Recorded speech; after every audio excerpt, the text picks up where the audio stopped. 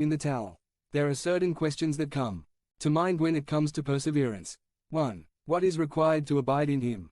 1 John 2:6. He who says he abides in him must walk as he walked. 2. Why do many leave and never return?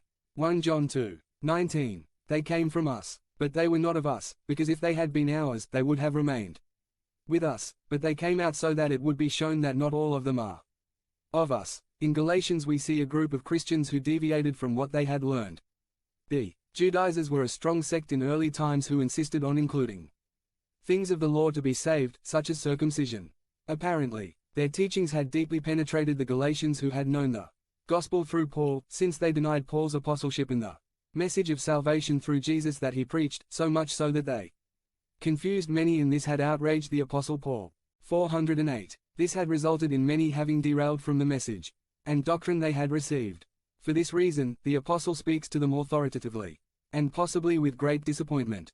Galatians 5:7. You ran well. Who hindered you from obeying the truth?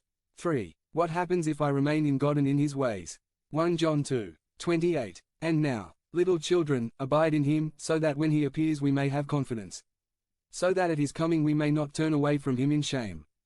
Hebrews 10:39. But we are not of those who turn back to perdition, but of those who have faith to the preservation of the soul.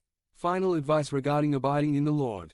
1 John 2:27. But the anointing that you received from him abides in you, and you have no need for anyone to teach you, just as the anointing itself teaches you all things, and is true, and is no lie, as it has taught you. Remain in it. 1 John 2:28. And now, little children, abide in him, so that when he appears, we may have confidence, so that at his coming we may not turn away from him in shame. Conclusion. A very rich man decided to give his wife a special gift. He wanted to give her the best necklace that could exist on her anniversary. So, he sent for the best precious stones in his kingdom and the finest gold and gave them to the jeweler. There were diamonds, pearls, rubies, emeralds, topaz and many other fine stones. The links were made of the finest gold and looked beautiful on the neck of that beautiful lady. One day, one of the servants of the house felt envious and jealous that so much money had been invested in that necklace. So one day when no one was around, he entered the lady's bedroom and took the necklace box. He began to touch it and thought, if I take it, they will realize it was me, but if I only take out one of these links, they won't realize.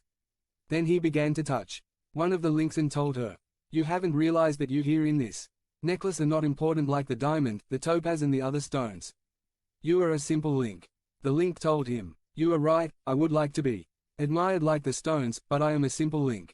The evil man